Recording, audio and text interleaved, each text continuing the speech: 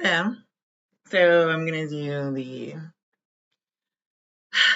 divine feminine, divine masculine readings, as well as a general collective, just to cover some bases for a little while. Apologies that I did not get through all of the tarot signs last month. Unforeseen circumstances. Yeah.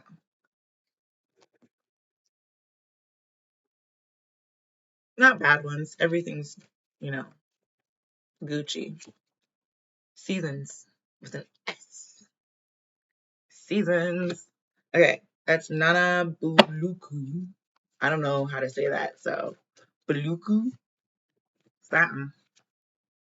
It's number one. This is number 12. This is a Seven Sisters with creativity. So I do feel like there's somebody sitting with something right now with this number one. I I don't know why, but I'm just seeing the egg that she's holding as being her idea or like her brain, like she's sitting with her thoughts. It's a introspective, retrospective kind of her face is covered and she's kind of holding her head in her hands. It's a very kind of pensive feeling coming off of this, but it's about something that's coming up. I don't know what that is supposed to mean, that she's contemplating some things that are going to be coming into fruition sooner than later. Seven Sisters with this creativity. That's what I think she's trying to create an idea or create space, or you know how until you deal with the things that you're going through mentally, you don't have mental space or maybe even emotional room for something. That's what she's doing. Is she's I feel like she's almost thinking back on old times with old friends, or um I'm just seeing all these candles being burnt and these ladies all celebrating something together. So it's almost like she's burning the candle at both ends. I don't know if that's what is happening with the general collective right now, but it's for a reason. There's an actual compelling motive behind it. Like the reason somebody would be unable, it's almost like she's up at night. She's up at night thinking. She's up during the day, remembering and trying to show face. But it's almost like the things that you contemplate while you're falling asleep or when you first wake up in the morning. That would be the idea that's right there. Yeah, there goes number 32. Shine just came out. And I'm just seeing the actual tree itself is a being. It is a light being. It does have horns, that is true, but so does this goat. So judge away. All I'm trying to say is that this is the grounding energy that is trying to be born of the contemplation. If you can see there, her face is shrouded, and here it is no longer shrouded. It's now starting to grow limbs, like it's taking on a life of its own in a certain way. That's what this is. It's almost like a separation between light and dark. It's somebody considering both sides of themselves. The collective could just be really waking up to the fact that we all have good and bad aspects of ourselves, that most of us want to be on our best behavior most of the time. But it's also really important to understand, in order to level up, sometimes you have to have bad behavior. I'm sorry to be the bearer of bad news, okay? Not really sorry, but you know what I'm saying. It's just a fact of life. There's nothing that I'm saying that you haven't heard before. Yeah, there's joy. I told you this pensive energy, number one, was thinking about something that was going to be changing. This was energy that was thought about. Do you see all the moons around her head and she's suckling a child? Um, This is number 16. So we've got number 1, number 12, number 32, and number 16 on the table. Bottom of the deck, we've got etheric cords, number 27. Those cords have been cut. Some of these cords have been cut. And I think it's because we're talking about the dark and the light energies. If I hand you a lighter, right, and you believe that you could use that lighter to light some candles, like I'm just seeing 16 candles right here, mostly because 16 is here, and then the candles were drawn, I was drawn to those before. It's almost a rite of passage. Whatever this was supposed to be a rite of passage. I think the collective may have had to muscle through it a lot more than what they bargained for. And that being the case, I think that's what I don't think it was necessarily a bad thing. I don't think it was necessarily easy either. I just think it was muscling through something that was not necessarily easy. Um, I don't know why this is also coming through, but I'm gonna say it because it's just channeling. Um, a lot of times when people leave memorial sites, they leave candles, or when they're at a sacred location, there will be a whole bunch of candles, arranged in a very significant way. That's what this kind of feels like with number 1, 12, 32, and 16. Yeah. And then miracles are here.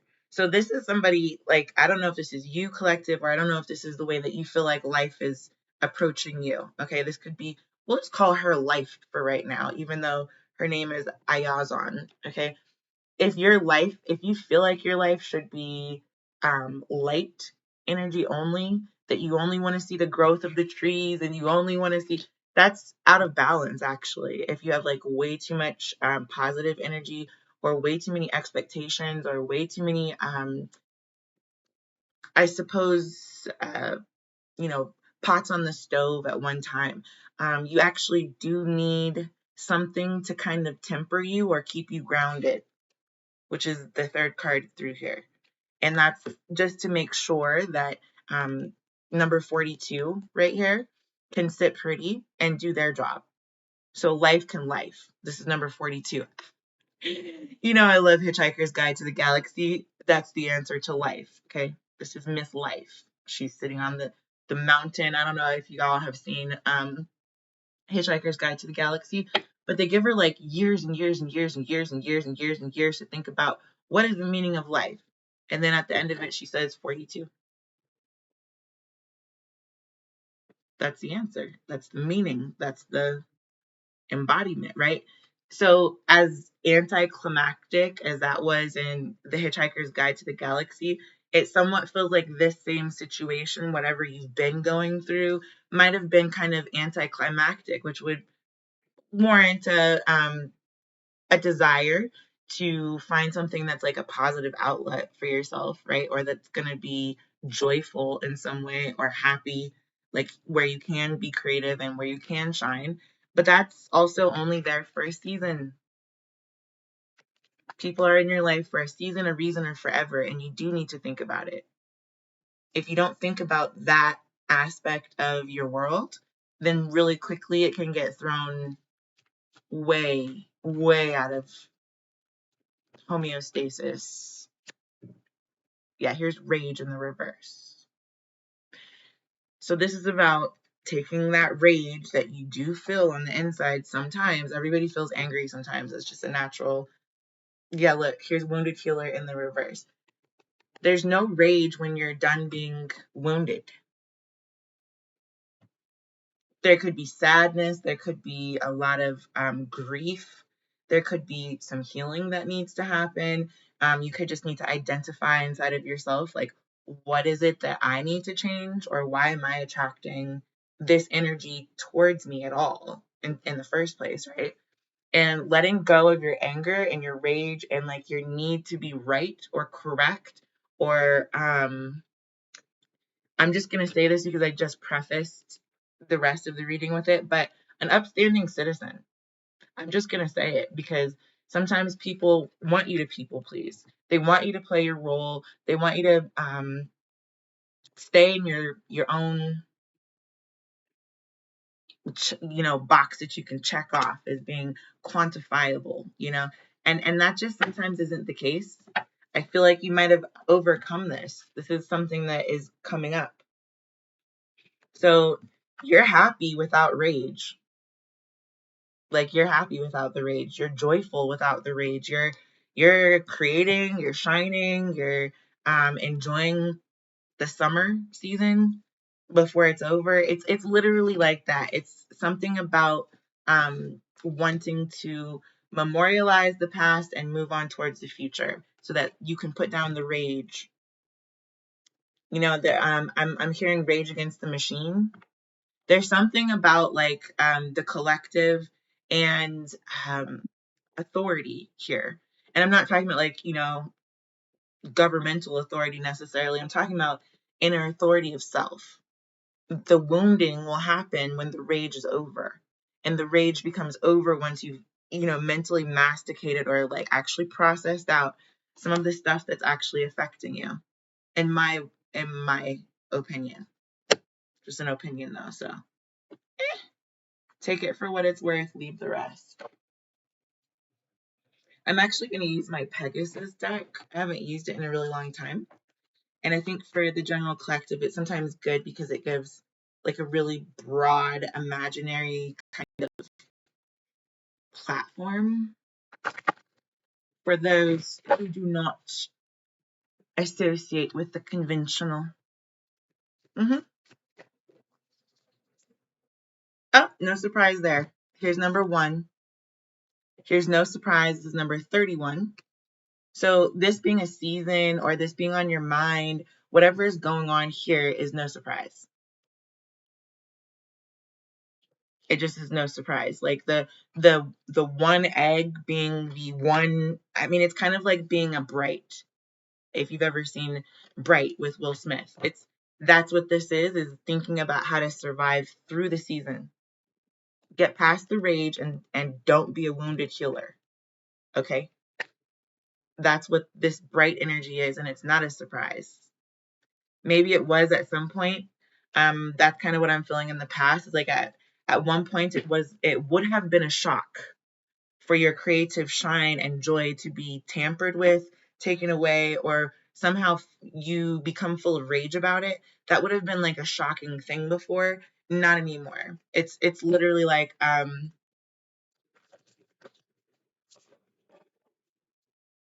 first communion or something like that, where you have to go to school for several months with a whole bunch of other people who are also learning about spirituality, and then eventually you've got your first communion, right? And your first communion is all about learning how to communicate with God. So your crown chakra is supposed to be open. There's that crown chakra wide open right there. And then there's also supposed to be this feeling of love. It's supposed to be a supportive feeling where a community comes together and creates a ritual that will solidify your relationship with your blessings with God. Mm-hmm.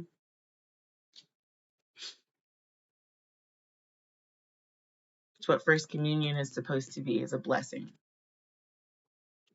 I'm gonna use this, blessings card. It is number 3 going down on number 12. Yeah, going right on top of number 12.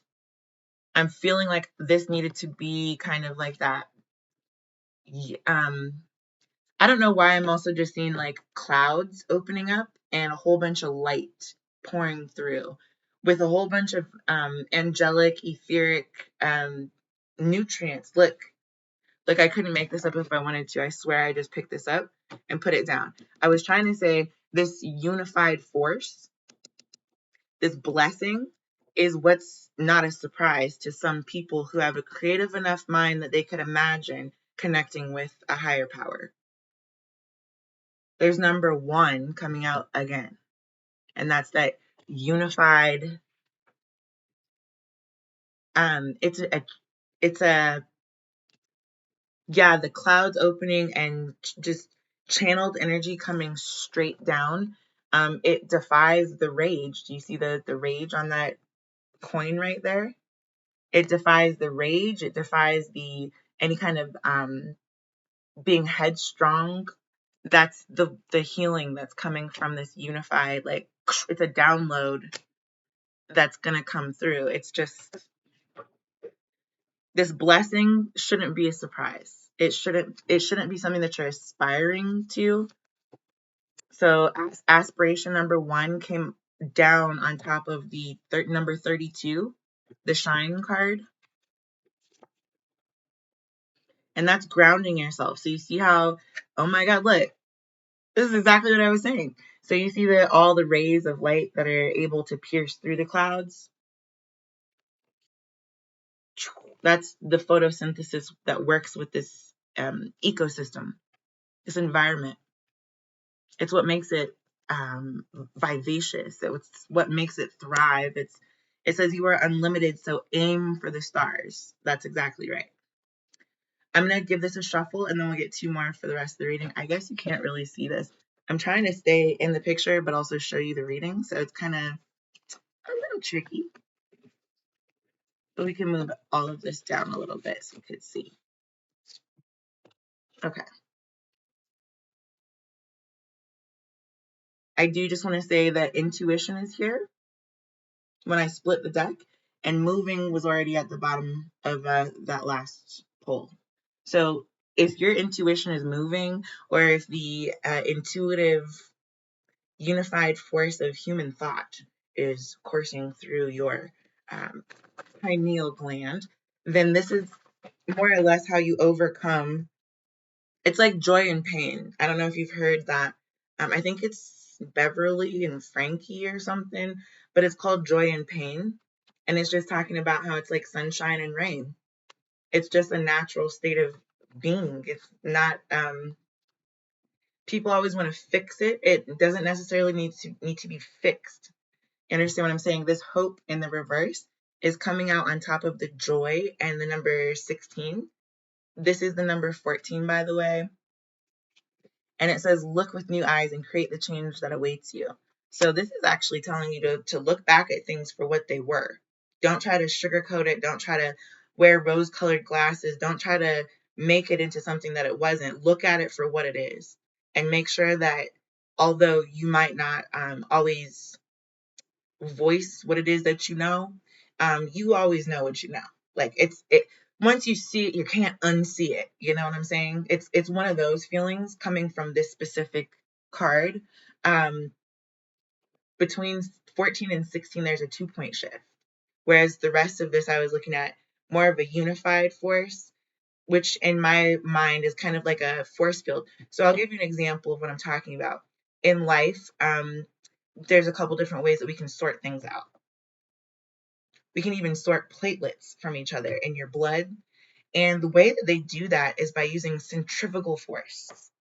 They put the vials in a machine that then spin them around so quickly that it divides all of the white platelets and the red blood cells from one another. That's kind of the same as like one of those rides at Elitch's or something like that throws you against the wall because you're spinning so quickly. It's a sorting of the wheat from the chaff. Wheat from the chaff. Okay, it's life being the Rubik's Cube that's being worked out. It's understanding that this rage usually comes from a misunderstanding or some type of experiential learning, which is like experiential equations, right? If we're talking about unified force theory, it just is could be a shared thought. So one person not experiencing rage can actually rub off on somebody else who is experiencing rage. It's the 11th monkey. It's understanding that there's creepy action that can happen between humans, between literal particles, molecules. It's a charge. There's like a power behind that unification of your mentality. Yeah, there we go. I know that it's mysterious to some people. There's number 21, mystery. But this is the understanding that once you have, explore the unknown and expect the unexpected that awaits you. So that's exactly opposite from what this hope card says. When you have hope for something, It means that you're keeping your fingers crossed, you're praying really, really hard. It's really different from experiencing the mystery of a unified understanding of self, as well as the other entities, people, places, and things around you. It's an arrival at a moment of clarity and understanding that, like, oh, I don't have to be mad about this in order to change it. Hope is not a bad thing, but it is bad if you're always grasping for it and you can never quite put your finger on it. If you're a detective, you want to put your finger on the mystery. You want to nail that down. You want to tack it to the table, okay?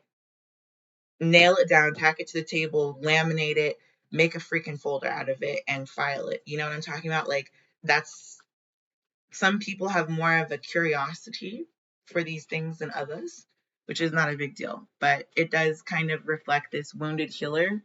Yeah, look, if you don't want to manifest rage, put your finger on exactly what it is that you do want to manifest and let go of all of the wounds. That's about it. Just be like, no, I'm not going to endorse that about myself this week. Like, take self-inventory and be like, you know what? I have an attitude problem. And I really need to address that attitude problem because in the big picture of things, it's not going to manifest what it is that I want. Look, intuition came out right beneath it, and we're back to the beginning of the reading again. See that? Right back where we started. That's manifestation. But you can't hold on to a golden orb or a white egg or a black egg, or you can't hold on to any of those things if you're holding on to rage. If you already have something in your hands, you can't also have something else in your hand. I mean, you can, but understand what I'm trying to say about focus, okay?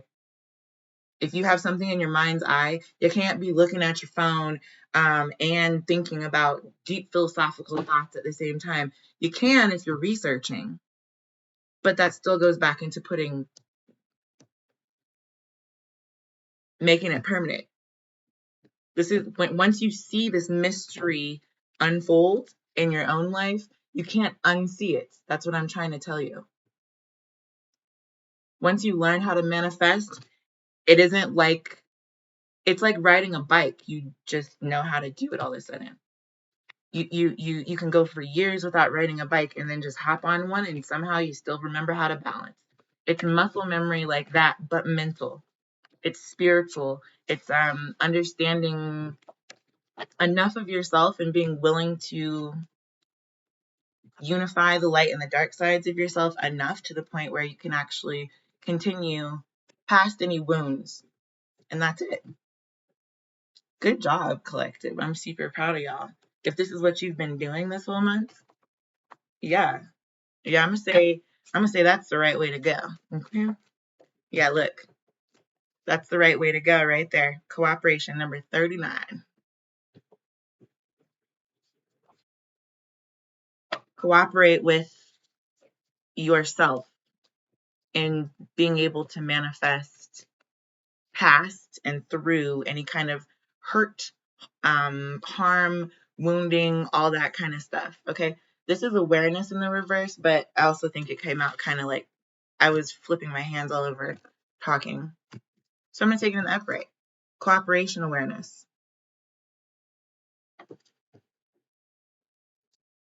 However you need to see this.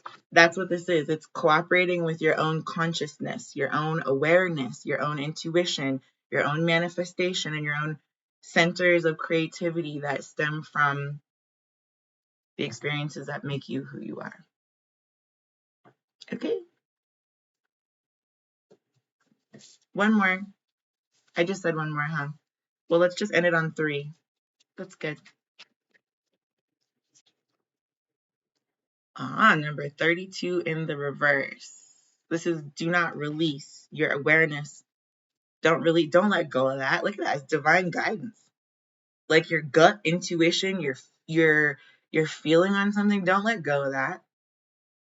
It doesn't have to hurt whatsoever. Look at all this orange. Whole bunch of orange, and this green is in the reverse at this point. Okay? We've got number 39, cooperation. Number 4, awareness. And then we've got divine guidance. And then we've got release on this side. So, or do not release. I don't know. Anyway, that's about all I have to say on the collective today. However, I shall be back at a different point in time.